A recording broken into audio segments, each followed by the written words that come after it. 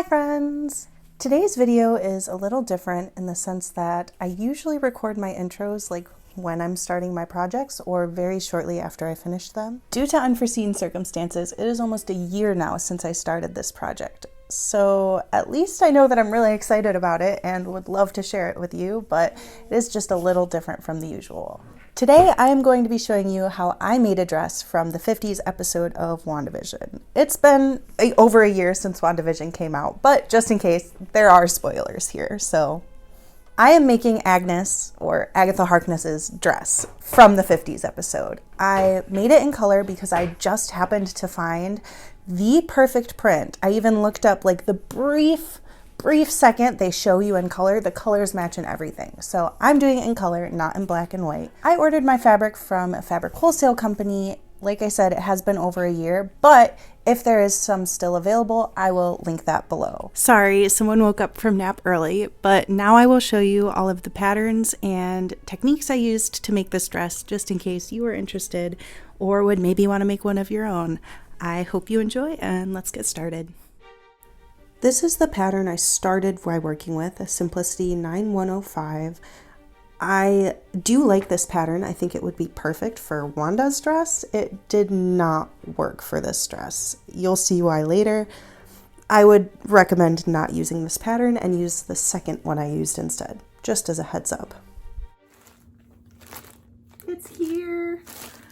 I'm nervous.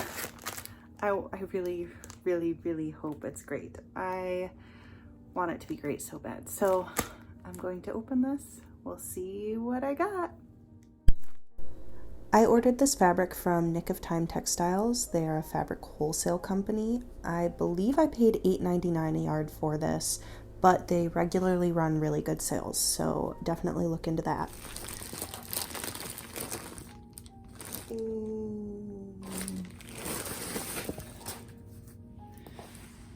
Oh, wow.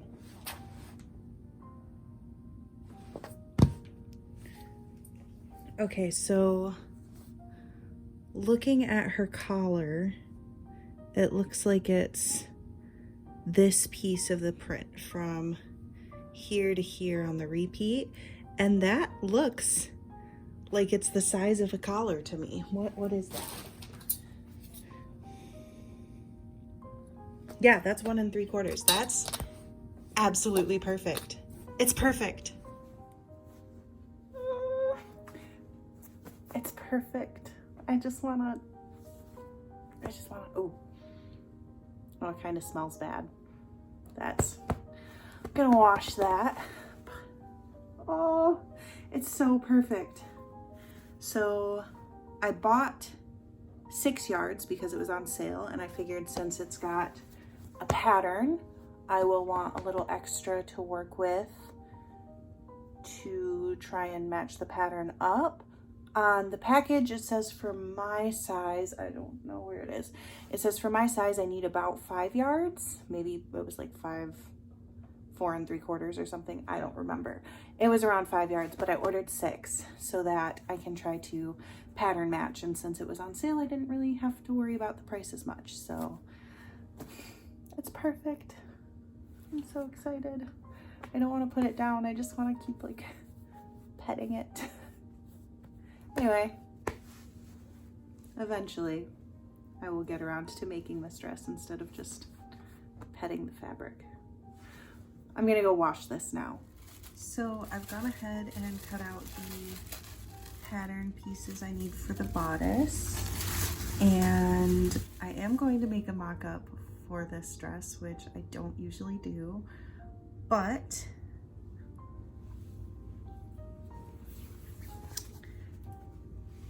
this is the fabric I'm planning on using for the mock-up. It is some Avengers sheets. Thought it was kind of fitting to do Marvel for Marvel, you know, you get me. But this is I don't know if you can see, this is kind of see-through as it is. So instead of doing a facing like the pattern calls for this mock-up, I'm just going to cut the bodice pieces again and do a bag lining out of a white sheet. So really cheap, but that will still let me know if it fits the way I want it to, but give this a little more substance so it's not see-through. But the idea being, if I do it that way, I can use the bag lining to do my fittings. So if it doesn't fit, I'm not wasting even my mock-up Avengers fabric, so I can make it into a wearable mock-up. So it's kind of like a mock-up for a mock-up. It's a pre-mock-up of my mock-up for the final dress.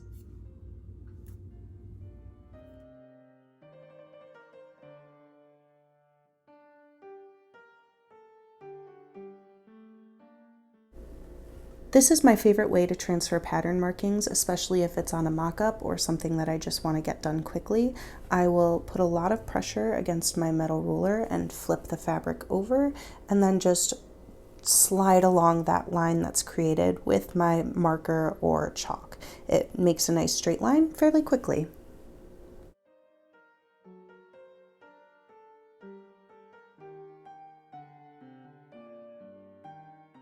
I have made a few adjustments. It fits pretty well, other than the fact that I am ridiculously short-waisted, so we're gonna lose a lot here. In the front here, I'm only gonna use a 1/4 of an inch seam allowance instead of 5/8 because I don't have quite the overlap I was hoping for the button placket. I knew something like that could happen, but it fits pretty okay other than that. And then in the shoulders, I need to take up quite a bit, so I will do that as well. Since the color of the plaid contrasts so much, I did go back and forth between using chalk and my marker. Some areas the chalk showed up, some areas the marker showed up, so I had to use both. The front of Agnes's dress has 2 pockets. The pattern does not have a pocket piece, so I had to kind of create one on my own. I first cut rectangle strips out of the bias, and I did this to try and make it as screen accurate as possible, really just counting the squares. From there, I cut off a piece for the top of each pocket and then turned under to top stitch. If you've made pockets before, this process will look fairly familiar to you, but if you haven't, I will try and explain how I did it. I double rolled the top hem very thin, only about 1/4 of an inch, and put a top stitch through that so that the raw edge there would be enclosed. For the pocket flap, I first took this portion I had cut from the bias strip and made sure that it would be a good continuation of the pattern. Then I made sure my seam allowances would be the same as what I tucked under from the previous part, and then cut a lining portion the same size of this that I would sew right sides together to create a flap without any unfinished edges. To make the seam allowance easier to turn under with a nice crisp edge, I did a line of top stitching right at the edge of my seam allowance. Then I sewed the flap lining and top together, and then did a line of really tiny top stitches very close to the edge so that it would look nice and neat and not shift around anywhere. Like with the rest of the dress, I did try and line up the pockets as best as I could to make them screen accurate, but I did have to fudge them a little bit just because I am much larger in size than our dear Agnes from the show.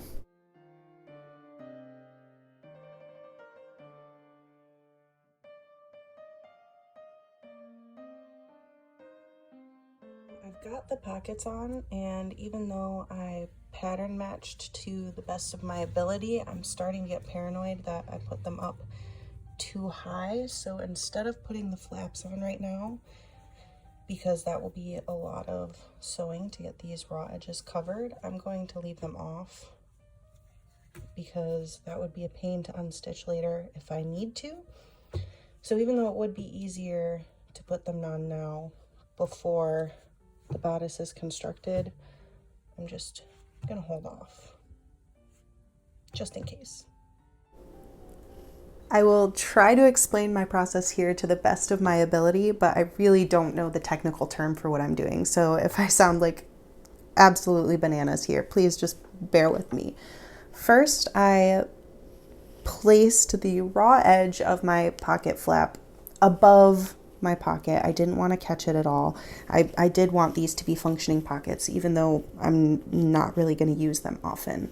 I pinned the bottom of the pocket where I would need the pattern to continue because I knew that was the most important part. Then I just slid the excess up and kind of forced it over that raw edge to pin in place. And once that was in place, I'd just go back through and top stitch so that the raw edge was covered. This did take some finagling and it did take a lot of time, but I do like how it turned out in the long run. Even though this wasn't the most precise way I could have gone about this, I did make sure that my line of my pocket matched up very evenly with the line of the pattern above it, because I knew that would be a dead giveaway that this was a handmade garment if I didn't make sure that was nice and crisp. So I do like how it turned out. It just took me a while to get there. Before sewing, I removed my pins just to double check that my pocket was still functional, I didn't catch it, and then top stitched.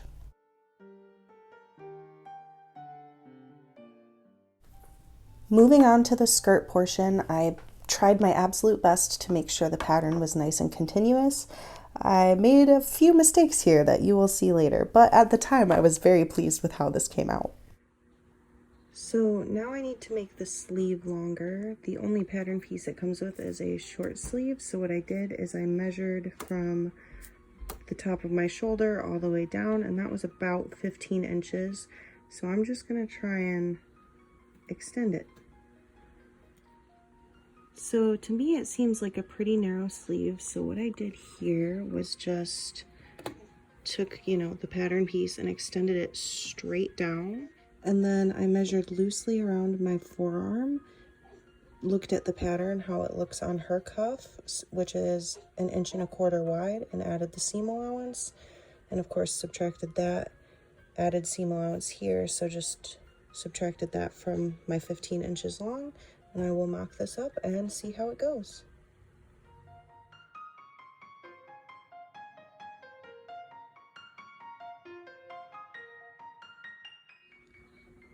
So after the mock-up, I plan to angle the sleeves in a little bit. Right now they're straight down and there's just a bit too much fullness here. So I'm gonna just take it in about 1 inch at the bottom. I'm going to lengthen the ends by 3/4 of an inch, lengthen the middle by 1 inch, so there's a nice gentle curve there. And this place in the middle is just a little bit longer, so when I'm wearing it, it looks flat. And other than that, I'm very happy with the mock-up.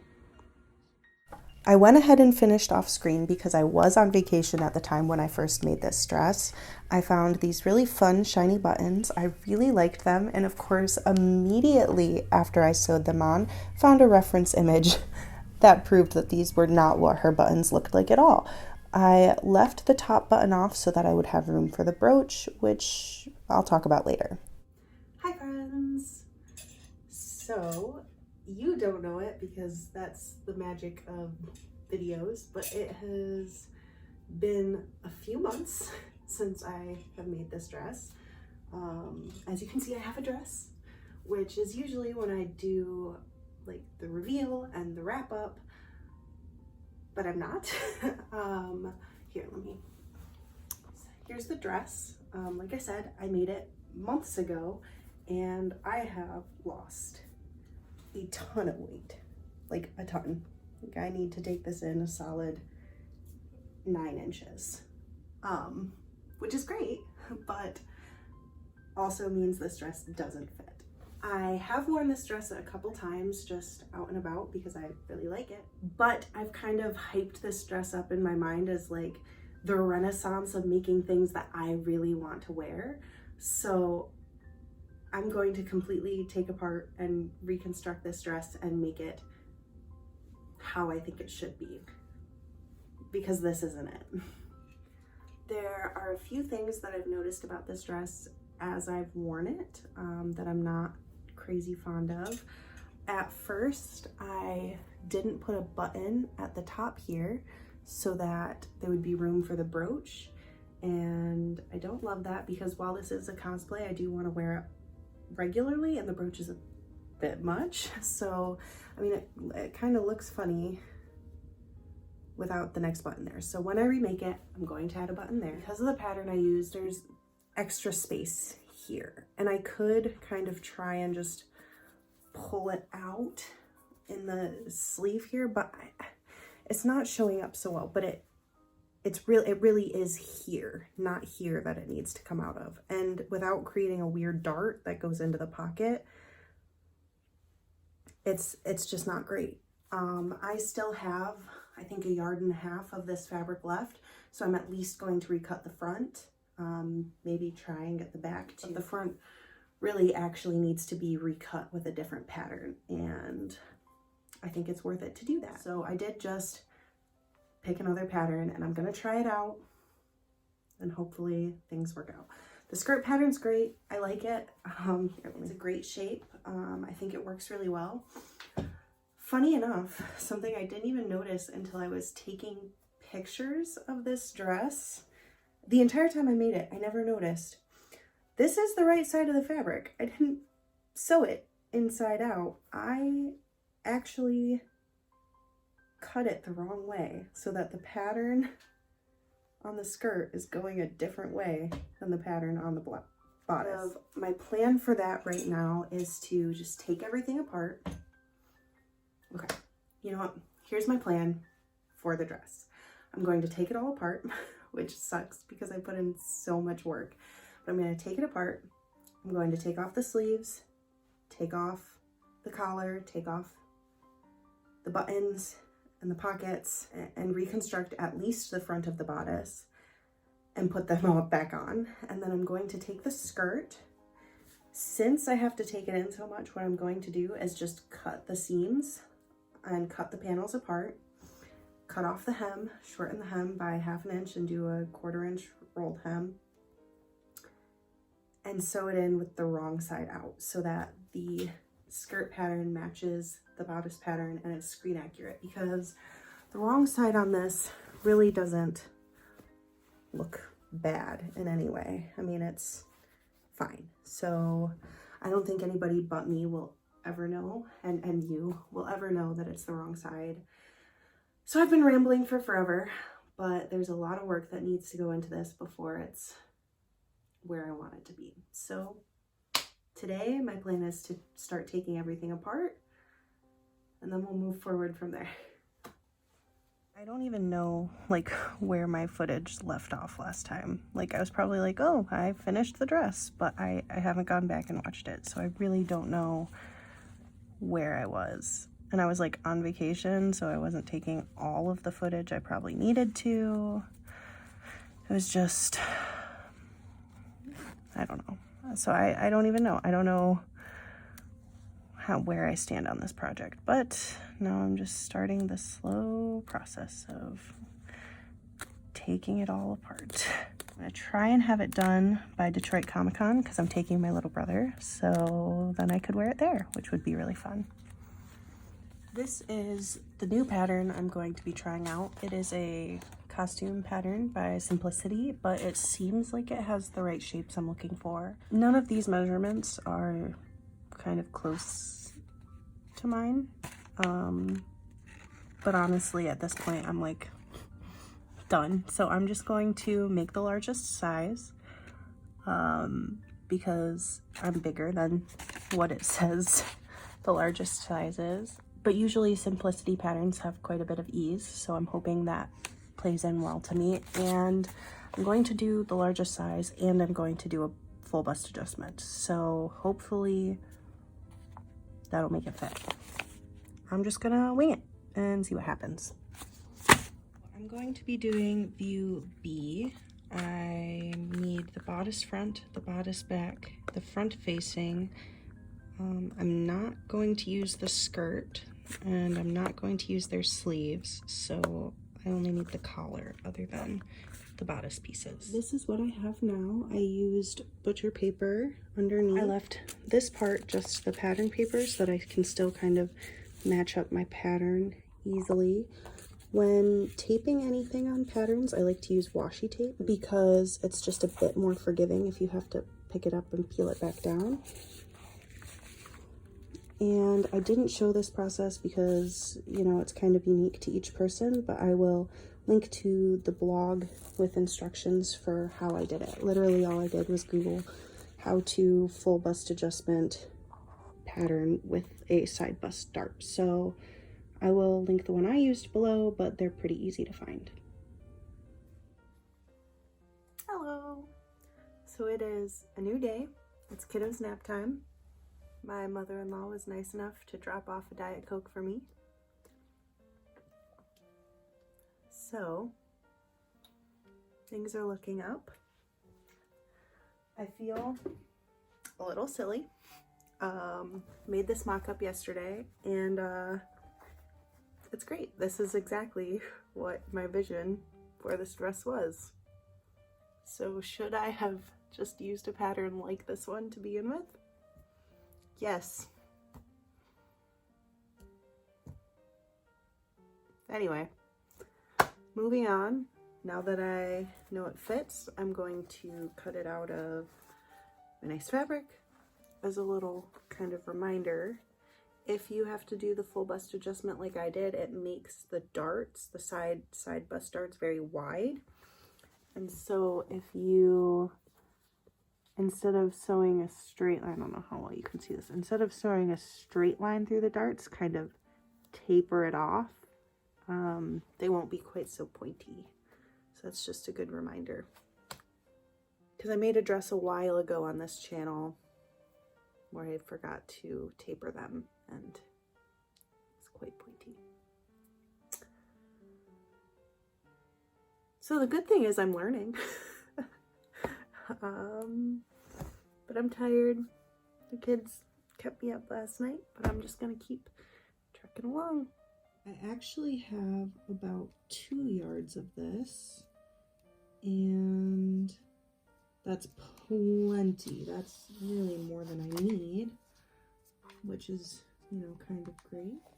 And the same thing as last time, I'm just being really careful to line up the pattern the right way, because I really do kind of want this to be as screen accurate as possible. Ta-da! So it's too long, and the shoulders are too long. I have kind of slopey shoulders, so I will raise the shoulder and cut into the arm side. I've literally never sewn something where I don't have to do that. And then to measure the waist, what I'll do is I'll put on the belt I'm going to wear with it and mark where that hits, just so it's exactly how I want it.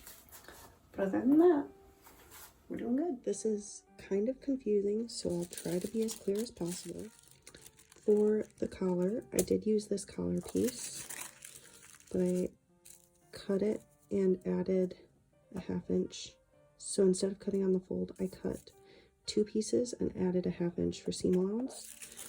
And I did that because I wanted these 2 pieces to be exact mirrors of each other. And there may have been an easier way to do this, but so what I did was cut one based on how I think it looks on screen. I kind of tried to line up this edge, and then I flipped over to the wrong side of the fabric and used that as the right side for the other piece and cut opposite. But once I sew them, you know, right sides together, it'll look like that, and it just continues from each other. But then this will curve around my neck, and here's where it'll meet in the middle, and they're a reverse image of each other. So maybe there's an easier way to do it, but that's how I did it. I don't really understand this part. I don't know why they don't just use a collar facing on the back, but I'm just gonna do what it says, because at this point that seems easier than trying to draft something myself. So I don't know, I'm ready to be done. Maybe it's because I'm hungry, but I'm just gonna do what it tells me to.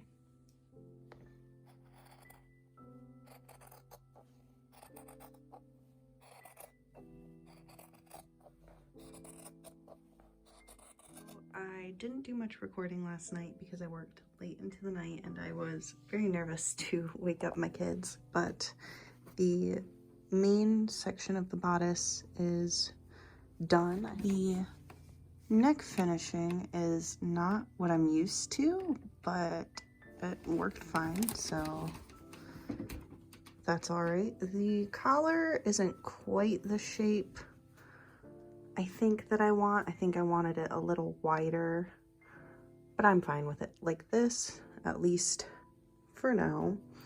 I got the skirt taken apart and put mostly back together.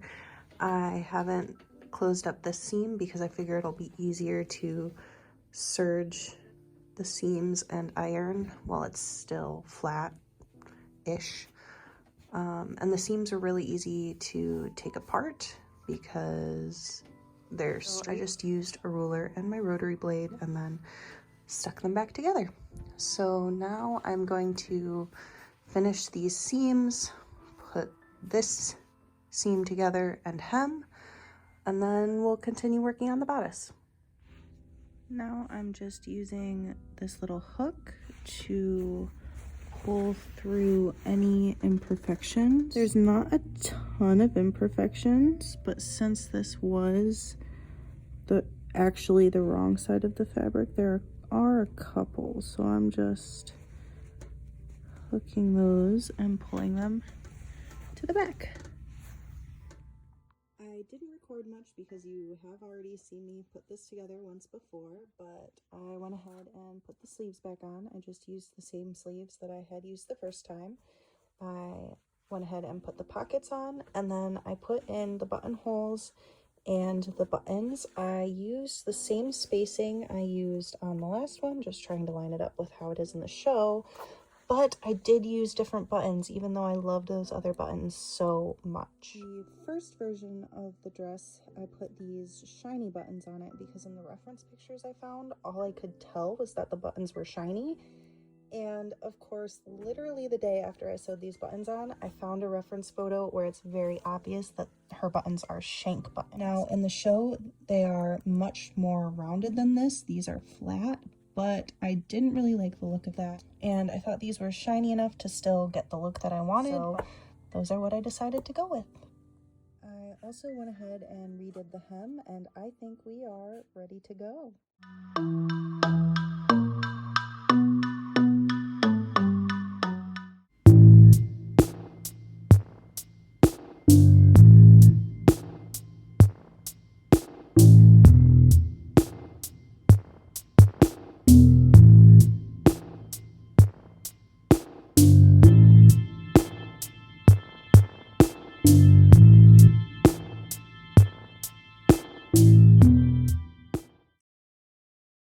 It is now ages later than I intended to get this video to you. Editing took me way longer than it should have, but I just really love this project. I hope you enjoyed watching me make it. If you have any questions, please let me know. If you make one yourself, please share it with me. I just love Wandavision cosplays, and specifically Agnes. This show means so much to me.